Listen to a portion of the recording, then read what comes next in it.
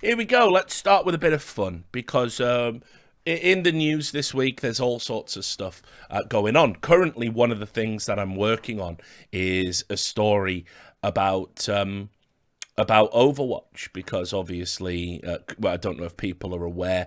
Currently, there's lots going on behind the scenes about what's going to happen for the next Overwatch season because we're hitting that point now where they need to make a decision about when it is, what structure it's going to take, who's going to work on it. They're in negotiations with their broadcast talent. Some of the contracts have been signed, some are still up in the air. And so I've been digging into all of that. So Overwatch has been at the forefront of my thinking lately because I do have to say, I think this upcoming season, which is likely to be in Q2 of this year, the Overwatch League is my understanding. I don't think they've officially announced the dates yet. It's the Hail Mary. It's the last Hail Mary for the league. It really is. It's got to have a very good product. And it's also got to be essentially the launch of Overwatch 2.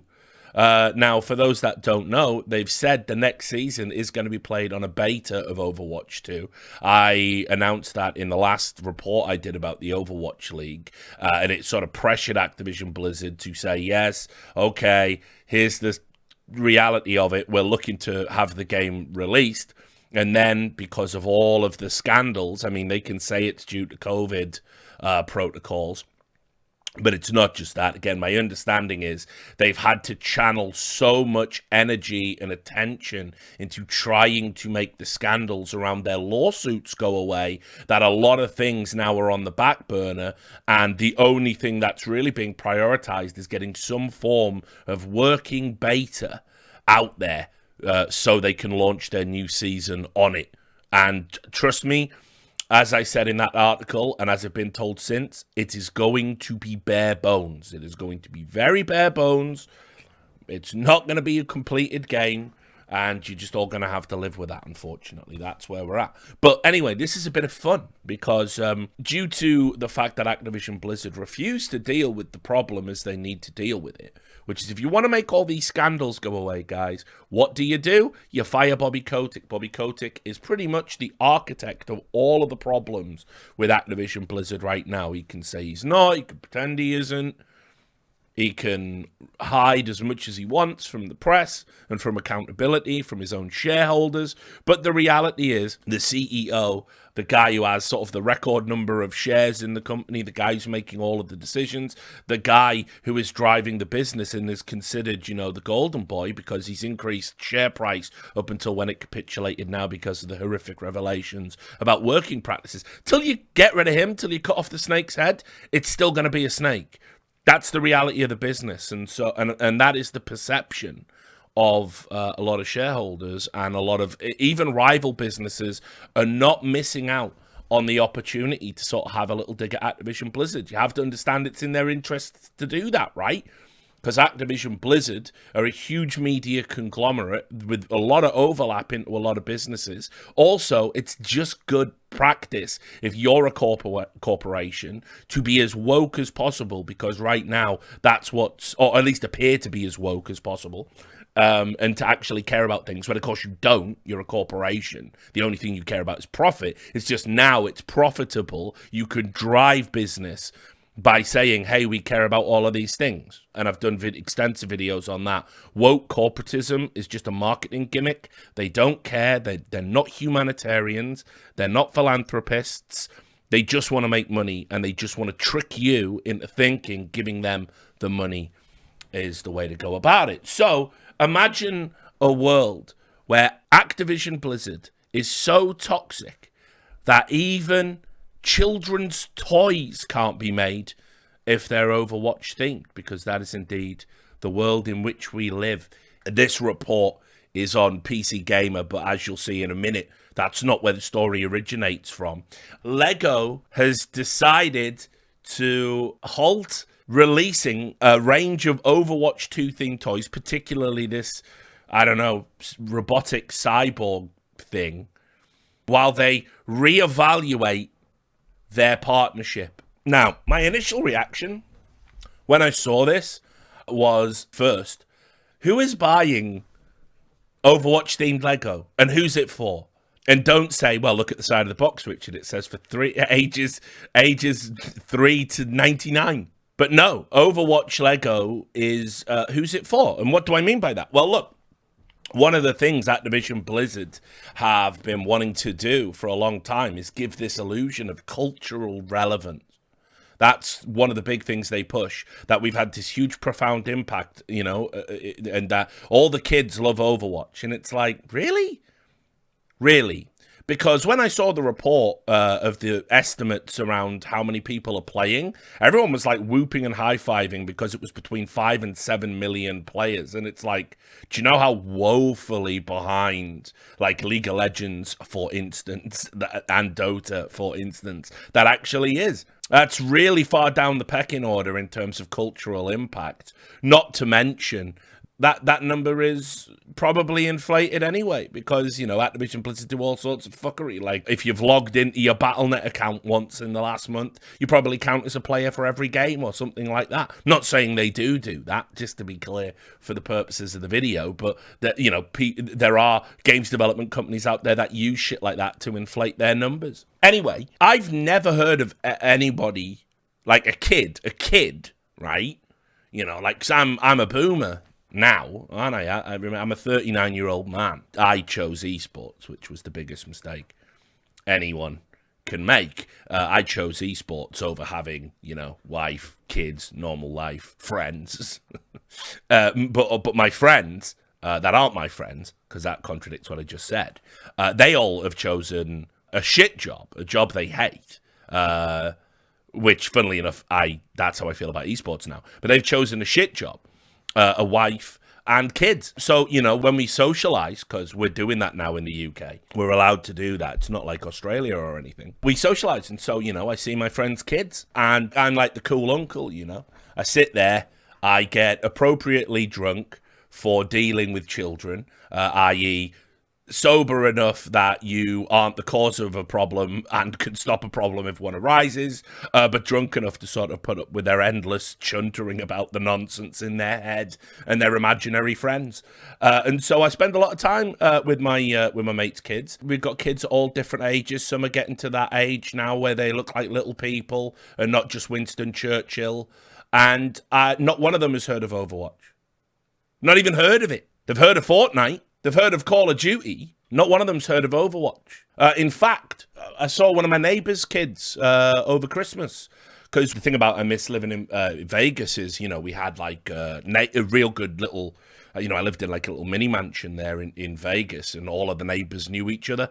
And it was nice to be able to come out and, hey, there's an old lady next to me. I said when I moved away, she gave me a great letter and said that, Jesus and God was looking over me and would take care of me. She was a really nice old Christian lady. So I miss kind of like neighborly interactions, because you don't really get that in the UK. You have that in America, So anyway, I thought this Christmas I'll make the effort. So I had some custom Christmas cards made, like homemade cards, like all environmentally sustainable. I'm turning into a pussy as I get older, obviously. And I got everyone a nice bottle of champagne. And I went round on my street where I live, and I gave each of my neighbours a custom Christmas card and a bottle of champagne. Said, that's for your Christmas table. Really nice to, I'm the guy who lives at this house, and nice to meet you. And I went and did that for all of my neighbours, right? And so obviously I'm like the cool neighbour now. They like me. So I'm the cool uncle and I'm the cool neighbour. Buying Friends, a new podcast with Richard Lewis. Defeating Loneliness, a new podcast with Richard Lewis. Anyway, one of my neighbours has 2 kids, right? And they're teenage kids. Well, one's like 9, 10, and the other's like, 14 or, 12 or 14. But anyway, the kid basically was asking about who I was. And I was like, oh, I'm this old dude. I'm a 39-year-old man, and I work in video games. And he said, oh, video games? What type of video games? Like Fortnite. Said Fortnite immediately. Fortnite? And I went, I have worked in Fortnite, yes. Yeah, and he went, wow, that's awesome. And then he proceeded to ask me questions I couldn't answer about his video game. So I think I bluffed my way through it and then changed the subject. But that kid, I said, do you know any other games? And the kid went, Call of Duty, but my mother says I shouldn't play that, which is based mother. And he reeled off some other games. Roblox, I think, was in there. Minecraft was in there, right? And I said to the kid, I said, have you ever heard of Overwatch? And he went, what's that? Think about that for a moment. Think about all the games that he's reeled off. Hasn't even heard of Overwatch. So, without essentially doxing myself and revealing too much about my life, which, Griff, you can cut that out if you want, or leave it in. Maybe it humanizes me. Who knows? Maybe that's the new angle I should go for, humanizing myself. Who knows? So people treat me like a human instead of what they do treat me like. But no one's heard of Overwatch. So by extension, if you're not playing the Overwatch video game, who the fuck is buying Overwatch merchandise? Who is this for? I've never heard of any kids buying Lego, the Overwatch-themed Lego. I remember when I used to live in the States, I went into a Walmart. I'm a Walmart person. I don't give a fuck. I say it loud and proud. There were 2 Walmarts where I used to live. One Walmart obviously had a better level of clientele. That was my favorite Walmart, to be fair. And they had a massive toy section. And I'm like, I like looking at toys. I like to see what kids occupy in their time with these days and compare it mentally to what I used to play with when I was a kid, But then there was another Walmart, and that was the kind where they lock the liquor cabinet and you have to press the button to get the guy to come and unlock the liquor cabinet. Now, that's still a cool... I'm still all right with that. I'm still a Walmart person like that. But I'm the better class of Walmart person. There are 2 tiers to this Walmart game that we're in, When I went to the better Walmart, the one that doesn't have the liquor cabinet locked up, you're on the toy section, toy shelves, loads of Overwatch Lego. And, everything else is like leaving. You've got, what's it called, Ninjago or Ninjago, which, by the way, it's not Ninja, the, blue-haired dude. Yeah, there you go. People know what I'm talking about in the chat. They've got loads of that. That gets sold, Medieval sets, that gets sold. Obviously, like, build a fucking city and here's a police car, And then Lego say all cops are bastards, so we're not selling police sets anymore. But all of that's getting sold. There was just a big middle column of just thick to the back of the shelf Overwatch Lego that no one's buying. Because I imagine people are just walking past and going, what's an Overwatch? So it's a shame. But anyway, my gut feeling about this was that, first of all, like, who the fuck is this for? And with that in mind, it sort of made me realize that, like, but this is probably like an excuse, honestly, because who the fuck wants to put out another round of Overwatch Lego that no one's going to buy? I reckon sales probably haven't been that good, and Lego were looking for an out. Now, what I do find hilarious about this is this story doesn't originate on PC Gamer. Thanks to this story, I now have found out that there is a Lego well, not just Lego. It is Lego and what's the other ones? Meccano, Duplo, is it for the kids? I don't even know. All of the bricks anyway, because there's a website called Brick Fanatic. It's for enthusiasts of all building block related, not just Lego, because that's like just one brand. That's just the Danish one. Been to Legoland actually as a kid. But there's actually a fan magazine called Brick Fanatic. Anyway, so a Lego spokesperson said that it's paused the release of the Overwatch Titan, if that's what it indeed it is. I wouldn't know. And they said, we're currently reviewing our partnership with Activision Blizzard, given concerns about the progress being made to address continuing allegations regarding workplace culture, especially the treatment of female colleagues, and creating a diverse and inclusive environment. While we complete the review, we will pause the release of a LEGO Overwatch 2 product, which was due to go on sale on February the 1st, 2022. And I hate this framing. What are you reevaluating at this point? What is there to reevaluate? Like, how many lawsuits is it going to take for you to say, I'm not comfortable being associated with Activision Blizzard products anymore? How many times are they going to have to supplicate themselves to the Chinese government while penalizing people for speaking up about the erosion of democracy in Hong Kong. Yes, I said the erosion of democracy. Yes, the thing Americans claim is happening in their country, really happening in Hong Kong by an oppressive totalitarian regime, and nobody cares because there's just too much money in not caring. Yes, reevaluate. What does that mean? You're coming back later? And unfortunately, as I put in my previous report about, Overwatch, the reality is, all of internally, they're saying, look, some of these sponsors are leaving, but some are just leaving until it cools down, and then they're going to come back. And that's some of the most cynical, pathetic corporate shit I've heard. Like, the moral cowardice of that is actually disgusting. So I'm going to reevaluate. I mean, this means nothing, obviously, because I am a boomer. But I'm going to reevaluate my relationship with Lego. I'm going to keep an eye on them and see what they do.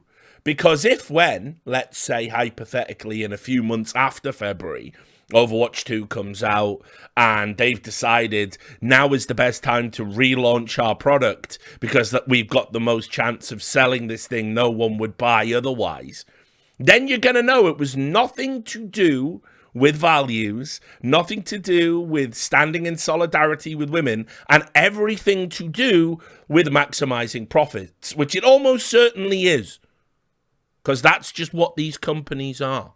So, Activision Blizzard, so toxic that you can't even make Lego about them. Fantastic.